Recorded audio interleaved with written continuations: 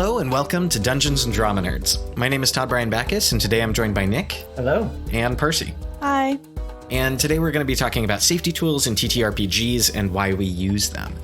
2 weeks ago, we talked about intimacy choreography with Ella Mock and the specific tools and practices we already have in theater and how we could relate them to the TTRPG space.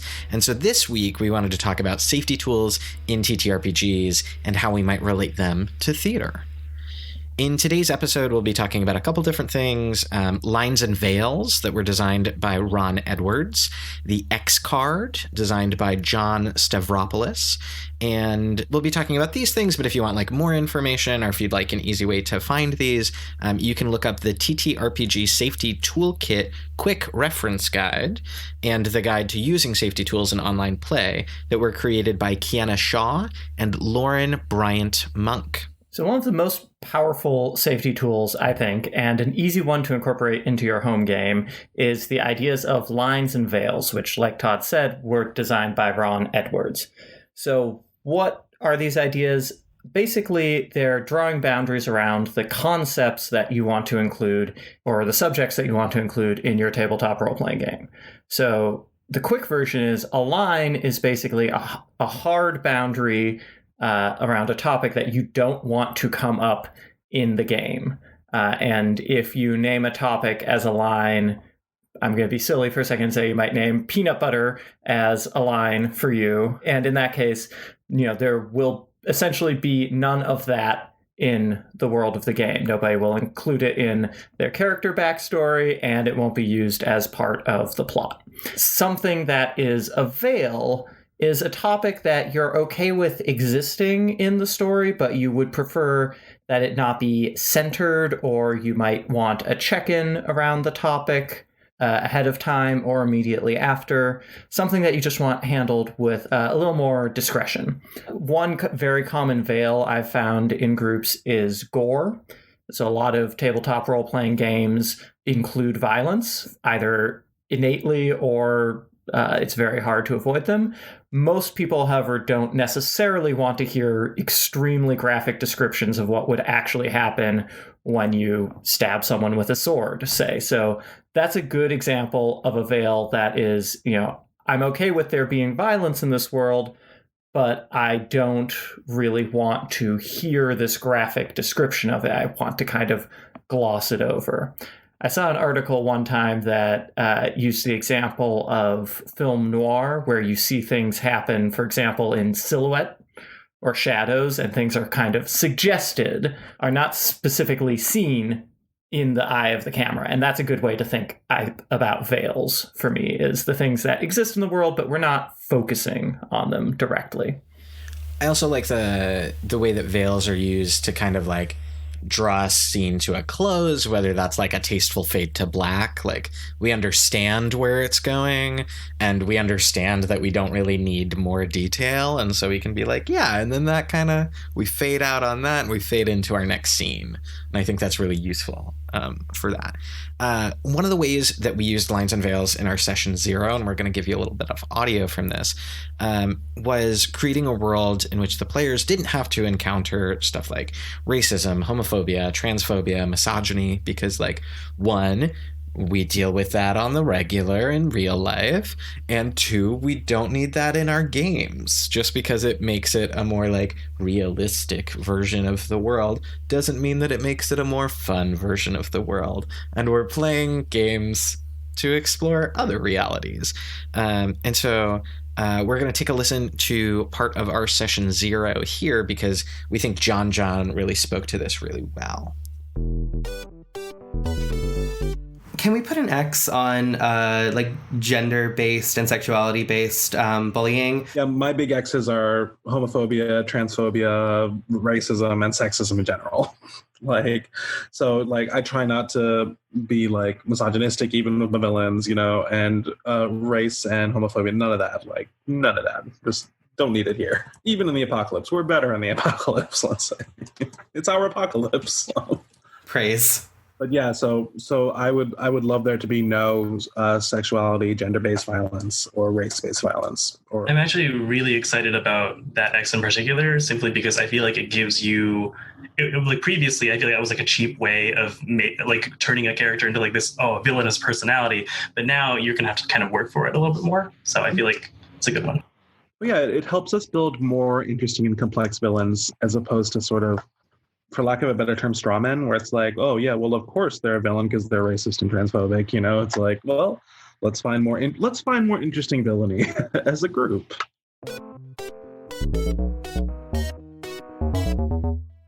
So it's really great if you do these things, establish your lines and veils at the beginning of gameplay and make sure that everybody is clear about the things that are on the table to talk about and play around with and the things that are off of the table. But if something does come up during gameplay that takes a player out of the game or makes them want to stop for any reason, they can use a tool called the X card to signal that they need to stop the game and reevaluate. Here is JonJon explaining the use of the X card in our game of Apocalypse World. So if we do hit something that wasn't mentioned in the list above and you find yourself, because of the day or the hour or whatever, reeling from sort of psychologically that would take you out of the game, I use an X card in my games. And since we don't have a table to flash the X card, you are welcome to just say X, cross your hands like so I can see it. And when an X card goes up, I ask, is this something you would like to just fast forward through? You know, just say it happened and treat it like a veil. Or would you like to take a minute to step away from the table and we'll take a break? We can take a 5 there if you need a moment to recollect yourself, because it's really no fun to force someone to sit through something that just triggered them or hurt them. You know, and so I want that X card to be a readily available tool for anyone to say, hey, I'm not comfortable in this moment. I need to step away. And that also comes with a sort of, like, for instance, if I have said something and you X card me, I will assume, unless you state explicitly otherwise, that there's no judgment on me, you know, that it's not like I did this maliciously, you know, but I need, that is the assumption I work with the X card. If you hit the X card, I'm going to assume it's because we stumbled across something. And that it also helps me not go like, oh no, I'm a horrible person, I've done this thing, you know, and make it uncomfortable for everybody. So X card, I super encourage everyone to use. I've had problems in the past with people not feeling like they could use the X card because they didn't want to stop everyone else's good time or XYZ reasons. And I kind of hate that. You know, it makes me really unhappy to hear that. And so with y'all, especially because we don't know each other very well, like just slam that X card as soon as you start to feel uncomfortable. Don't wait. I'd rather find boundaries, not cross them.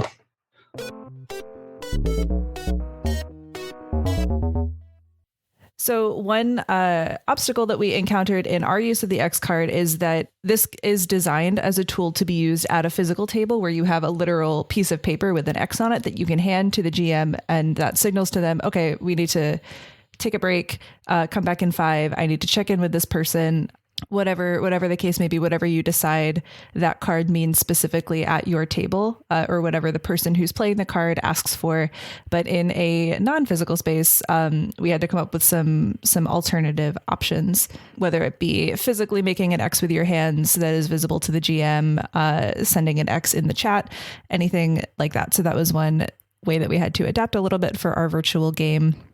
But the X card, as JonJon explains, there can be kind of a stigma around it because there is a sense of like, oh, I'm stopping everybody else from having fun because I'm uncomfortable. But I tend to think, you know, I'm not having fun if everybody at the table isn't having fun. And there is nothing worse than watching a TTRPG stream where one player is visibly very uncomfortable and everybody else is continuing to go on and that person is not being taken care of. So all of these tools, I think, are about making sure that every single person at the table is having a good time and is able to fully invest and be in the world of the story and the game. Another topic that comes up pretty frequently is character death. For some people, this is a hard line. For some, it's something that they're open to, and that can even change from day to day. I really liked the way that JonJon handled this. It's similar to the way I like to handle it in my own games. So we're going to give you a quick listen to that right now. One question I needed to pose to you all is character death. how do y'all feel about your character dying? Because, for instance, like Apocalypse World, very gritty, like, but they say in the rules life becomes untenable, which is not necessarily death. And so, again, this is something you're free to message me privately about. But if you are not comfortable with your character dying, let me know, because that also will affect how, if we run into combat, how I affect targeting, who gets targeted a little bit more. Or, in D&D 5e terms, when someone goes unconscious, do I keep attacking them until they die versus just switch to someone else? It helps me tactically prepare to make sure that, we can have dramatic, intense, and nervous situations without necessarily death. But yeah, so if anyone is explicitly like, I do not want my character to die for any reason, just let me know, and I'm happy to accommodate that. I really like this question. I feel like taking away the player's chance of death does also take away a little bit of the agency that the player has in that world. However, I also understand that we have spent however much time creating and bonding with this character, and we don't necessarily want all that work to go away. So I think if the life becomes untenable situation comes up, I think it'd be really cool if you and, say, that person who reached that point would talk with each other and see if you can work something out if they don't want their character to die, or maybe they feel that, yes, their character's time has expired on this apocalyptic land, and you can figure something out that way too. Yeah. I want the agency to rest with y'all, the players, on that. So as you heard, JonJon mostly was encouraging the players to contact him about their own preferences for character death, whether they're open to that or not. And personally, I really like that approach, in part because it does keep... it allows you to take care of everybody while keeping the stakes high. Because if, there's nothing wrong with having that conversation all together and saying, oh, maybe none of us want to have the risk of character death here, but if you have that conversation individually, it gives everybody the chance to respond kind of for themselves without feeling pressure from the group to go one way or the other. And also it creates a little bit of uncertainty where, if we know that some people may have said, hey, yes, it's fine if my character dies, then we know that, if their character looks like they're in a situation where they're about to die, or as Apocalypse World says, where their life is going to become untenable, then maybe our characters need to intervene in that because they're not necessarily protected by the kind of GM plot armor. I think this also addresses something that applies to these safety tools more broadly, which is the question of, let's say you're in a group like our group that doesn't know each other particularly well. And we were able to kind of find an openness and a vulnerability really, really quickly, but that's not true of every group. And it can be really hard when you're in a group of people that you don't know super well to be open and honest about, here are my traumas that I don't want to be explored in the game, or disclosing that, a member of my family died recently and I'm not okay with my character dying. These can be personal things that you might not want to share with people that you don't know particularly well, or just you might not want to share them at all. So I think it's also useful to develop strategies like reaching out to the GM privately, or having some kind of anonymous form to submit these different lines, veils, preferences in terms of character death. So that's always a good thing to think through, is people's personal levels of vulnerability, because ultimately these safety tools don't work if people don't feel comfortable using them to their fullest potential. I have really become a fan of anonymous lines and veils. That's how I've been doing it in my kind of home games. That can be as simple as a Google Doc that has just a space that everybody can access and write down their own lines and veils without self-identifying. Or if you really want to be kind of serious about anonymity, you could also make a Google form, since I think if you're determined, you can track down who individually listed things when they edited a Google Doc. But you can also anonymize a Google form and just be like, list your lines here, list your veils here, and then you have a single document that has everybody's lines and veils with nobody singled out by name. Yeah, I've done that for my home D&D game, and it has been excellent, because I also folded the question about character death into that, so I can at a glance reference, who's okay with what. You can export it into a spreadsheet if you want, and then you have everybody's topics in a spreadsheet, which I'm not sure what you would use that for, but you could. You could have them.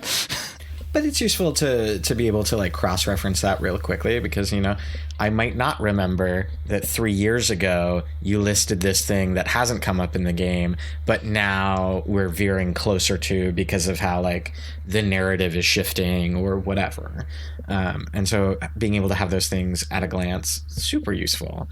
And, you know, the whole reason behind these things is to make sure that people can have like safe fun that they can make bold choices in, as opposed to like one, worrying about, am I going to make this an uncomfortable situation for one of my friends and pull all of us out of the game? Or two, knowing that like, actually we can go into this area because people were willing to and excited to explore it, even if that's something that like normally I would feel worried about, or like, I don't know if people want to go here. I think like that's what these tools allow us to do, is allow us to go to places that might be outside of the pale, because we know that it's a safe space that everybody's willing to go to. Mm-hmm. Yeah, and it's really exciting to see safety tools get built into more and more games, or at least games are being crafted with an eye towards consent and safety at the table, ranging from like short kind of addressing, like you should have a conversation about this at the beginning of your handbook, to games like Dragon Hearts that build safety tool mechanisms into the gameplay themselves. And Dragon Heart specifically uses Taylor Stokes's support flower, which is another safety tool that we did not use in our game, but is a good one.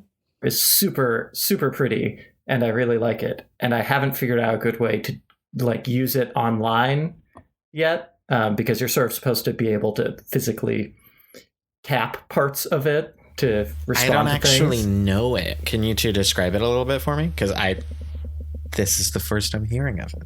Go ahead, sure. Nick. So it's basically it's a series of like overlapping circles that are, you know, that are laid out. So there's one in the center and then sort of 4 around it, and then I don't know how many, a bunch more around the outer edge, overlaps. So they look a little bit like, I don't know, petals. Petals, yes. Like a flower. Like a what? Oh, like a chrysanthemum? No, I don't know. I was about to say like a chrysanthemum. Oh, like a peony. Peonies are circle petals.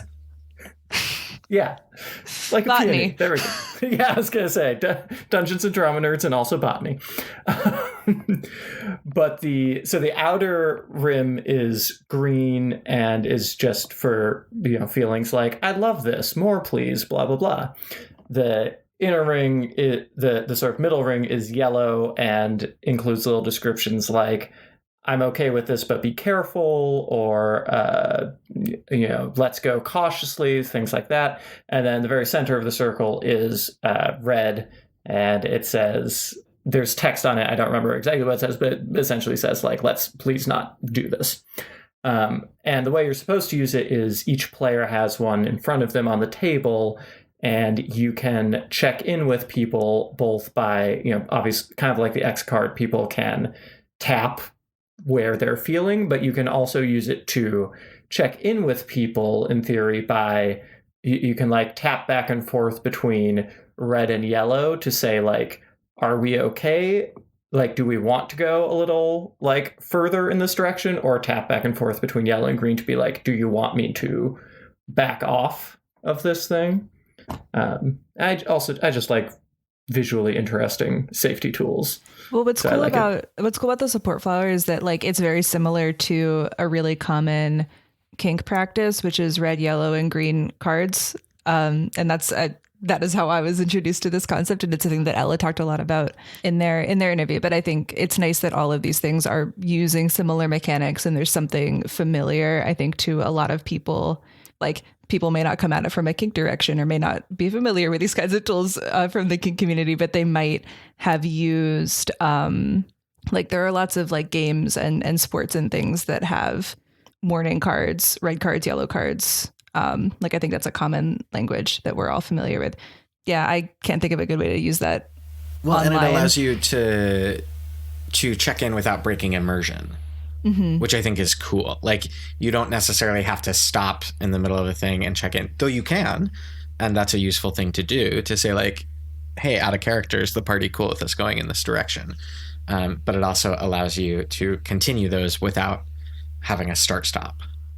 I also do like that gives you that middle, the yellow level, which is a little more, it's a little more nuanced than the X card, which I think a reason that people are sometimes leery of it is that it feels like a hard stop, whether or not it's intended to be that within your particular group. I mean, I will say I think it's useful to also have a hard stop, like the red circle or an X card, because like what I was kind of thinking about, but not explicitly saying, there's a video of Adam Koebel leading a game where he, as the MC, sexually assaults a player character as an NPC. And it is incredibly uncomfortable. And that would have been a great opportunity for the X card as soon as that player started feeling uncomfortable to be able to say, we have to stop right now.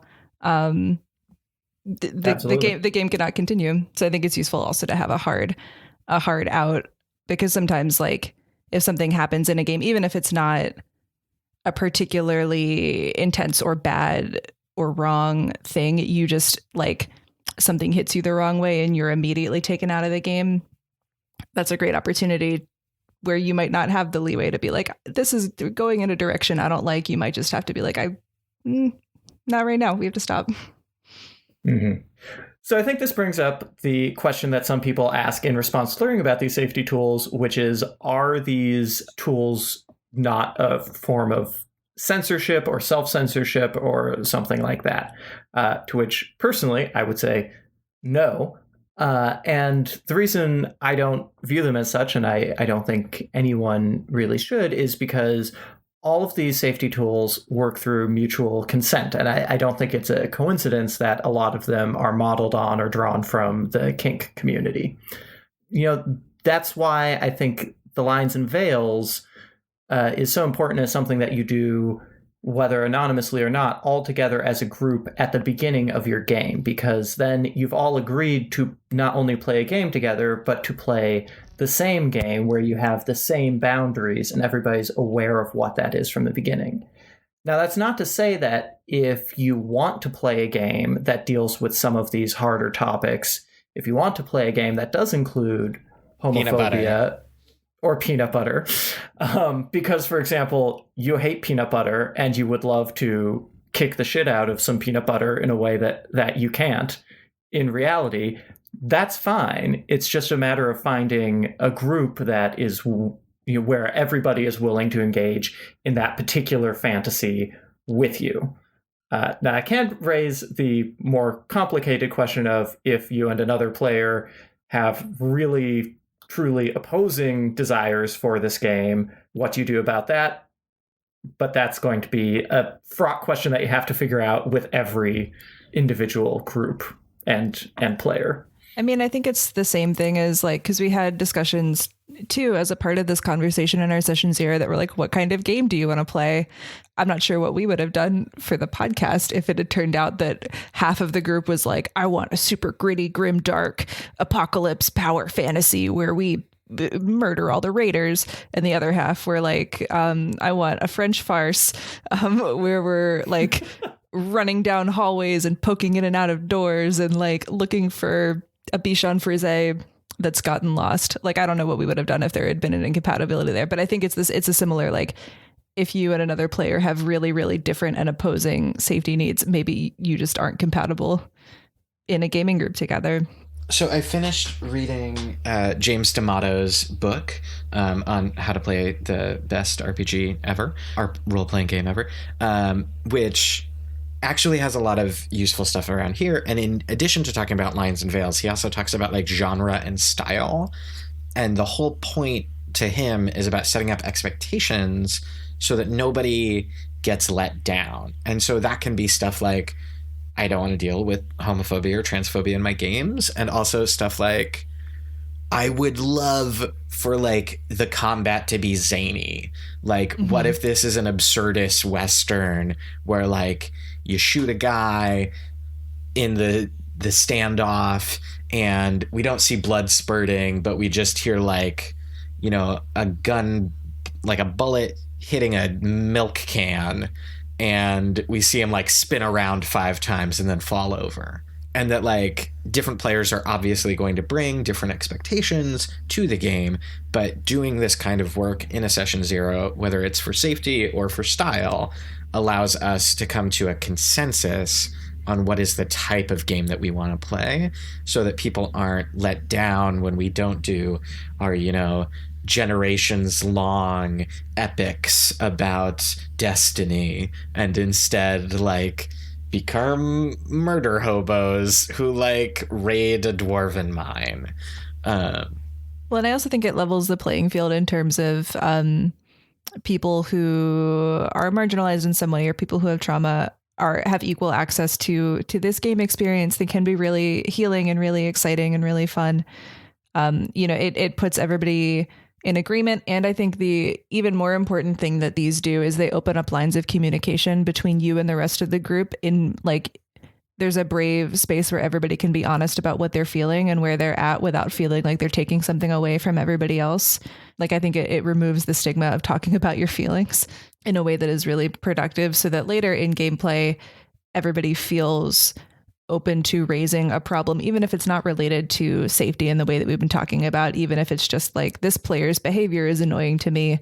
We've already had a bunch of conversations along the lines of like, here's what I want and here's what I need as a player.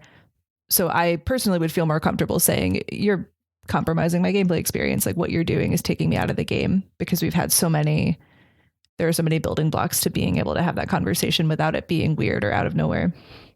We've talked about how they're not like censorship or whatever, but what are the positive, and we've touched on this a little, but what are the positive values of safety tools, and what do we think we can take from them or learn from them for theater purposes? Well, they make sure that games are fun, which is the point of games. And as Percy was saying, I just want to like underline that creating a brave space for people to explore ideas, as opposed to like a tenuous space or a space of fear. Like, it's not about like, we're worried and we want to avoid these things. It's like, we know we don't want to explore these things. So what are the things that we want to explore, and how can we explore those to the fullest? And I think that's what's really exciting. Is like, how can I play this game in a way that is exciting to me and also doesn't hurt anybody is great. Yeah, well, and speaking from experience in Irremediably Home, Vance Holliday embodies a lot of things that I'm deeply insecure about, and that I like grapple with frequently. But because we took so much care to make a space that is brave and keep each other safe and like all expressed care for each other's well-being, I felt okay exploring those things and taking a lot of risks within my character, because I knew that I had an out if I needed it, and that I would be supported. And that's really, really important. And it really enriched the gameplay experience for me. Yeah, in a very different way. I think that Chris Dierksen also talked about this with Chadwick Boseman back in when we discussed Of Mice and Monsters, these many months ago. But that's for him as well. That character acted as a kind of way to explore parts of himself or worries that he has that he's not that he's able to explore in a protected space like a game. I'm reminded too of how important communication is constantly. One thing I learned from intimacy direction that I thought was very valuable was the need for kind of constant check-ins and communication, including things like in a rehearsal room or a devising process, the practice of reestablishing boundaries every day or every time you come to the work, which can be as simple as saying, during a check-in at the beginning of the day, hey, we're going to be doing this devising and I'm comfortable with you touching me anywhere, or, please don't touch my face or neck, kind of giving those are very physical examples, but you could also certainly do those check-ins for emotional or kind of subject matter examples too, I think. Yeah. And I think thinking about how these tools can apply to theater, I recently finished a devising process in my grad program where, I just literally used lines and veils and the X card within our devising process, like just took them straight, no changes, no adaptations for theater. And they worked really, really well as a mechanism for, everybody, like we said, everybody having an opportunity to raise things that are hard boundaries or soft boundaries for them, and having a way to stop rehearsal and say, I need 5 minutes, or can somebody check in with me, or whatever. But I think the principles of them also apply really well to theater if you don't want to explicitly just take the existing structures. I think it's really important at the beginning of your rehearsal process, and then, like Nick said, ongoing throughout, to have conversations about what subject matter is hard for me and what subject matter is totally okay and on the table and game to explore. Because I think even in non-devised processes where you have an existing script and what the subject matter is, it's still really valuable for somebody to say upfront, like, let's say it's a script that deals with sexual assault and an actor has some kind of trauma surrounding sexual assault. It's really, really good for everybody in the room to understand that this is a topic that is difficult and that there needs to be care associated with it. So I think even when you don't necessarily have a lot of control over what the content is and what is and isn't brought into the room, it can still be really good to get a sense of each other's needs when it comes to certain topics. Yeah, absolutely. I wanted to thank you for saying that, and I wanted to make sure that, like, even outside of devising, like, this is the sort of work that we should be doing all the time, because all sorts of stories that we love to tell in theater deal with very hard things, and finding ways to keep our audiences and our actors and designers and just like participants in a safe and easy space to be able to do that work is hard, but stuff that we need to do. Yeah, ultimately we do theater because we love doing theater, and it would really suck if you had to battle through really negative and harmful experiences in order to do theater. So we should make it a fun and happy time for everybody involved, in a space that is ripe for risk taking.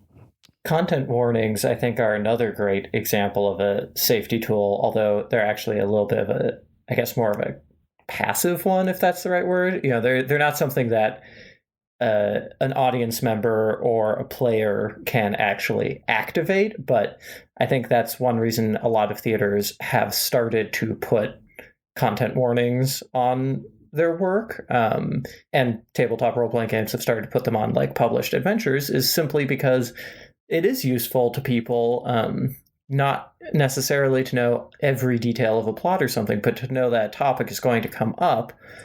Gives people the choice to either avoid a show if it's something they really don't want to deal with, or just to kind of prepare themselves mentally so that they're not completely blindsided by something that might be triggering or deeply upsetting when it does arise. And I think so often we think of content advisories as like making people opt in or out of a thing, and is why theaters are so hesitant to do that. But like more often than not, I feel the way they're actually used is like, oh, this deals with this thing. I can know that and go into it and not be absolutely thrown. And right. I think that like that is so much more useful, and also the way in which people use it more often. I feel like a lot of, as someone who has lobbied for content advisories at theaters for a long time and often gets rebutted, I feel like so often it's like, oh, well, then people won't come see our show. And it's like, no, people won't come to see your show and then never come back again because you did something awful to them without telling them first. And that's why I struggle so much with people who object to content advisories in theaters because they're quote unquote spoilers. And it's like, if I can suspend my disbelief I can't think of any example of any show that I've ever seen. I mean, literally everyone still produces Shakespeare plays and everybody knows what fucking happens in them. Yeah, like if I can suspend my disbelief that that the rest of the world cannot tell Viola and Sebastian apart, even though they are clearly two different people, or take any other outlandish musical theater example that you can think of. Like if I can suspend my disbelief to accept the theatrical in any sense, I can like go into a show knowing that there is violence and gunshots in it and not have my experience ruined. And like I can think of theaters like Woolly Mammoth had a like spoiler alert content advisory for Brandon Jacobs Jenkins' Gloria, and I won't spoil it here, but like to fully give you a content wording for that play would spoil the end of the first act. However, yeah, that's true. There's the occasional example where it does involve spoilers, but even so. But if you have trauma surrounding that, like I would rather know. And like I think I'm not sure who I'm quoting here. It might be Taylor Mack, hard to say. But someone was talking about trigger warnings and like Sarah Kane's work. And it is like necessarily cruel to let someone go see a Sarah Kane play and not know what they're signing up for. Like, as people who know what that is a cruelty to a person. Her plays are very intense and very visceral, and I love them. And also, if you were expecting to see Sunday in the Park with George and you got a Sarah Kane play, you would never want to go to the theater again. Well, and like ultimately, this is a hot take. So sorry. If you're relying on shock value and surprise and like shocking your audience and like whatever, you're not a very good theater maker, and you should probably like figure out how to make effective theater using literally any other means than just surprise. Anyway. And then we segue to the end? Question mark? I think that's a great note for us to wrap up on. Mic drop. Dungeons and Drama Nerds is produced by Todd Brian Backus, Percy Hornak, and Nick Orvis, and is mixed and edited by Anthony Sertel Dean. Find us on Facebook, Twitter, and Instagram at DN Drama Nerds. Check out cast bios on our website, dungeonsanddramanerds.com, and tune in next week for another episode of Dungeons and Drama Nerds.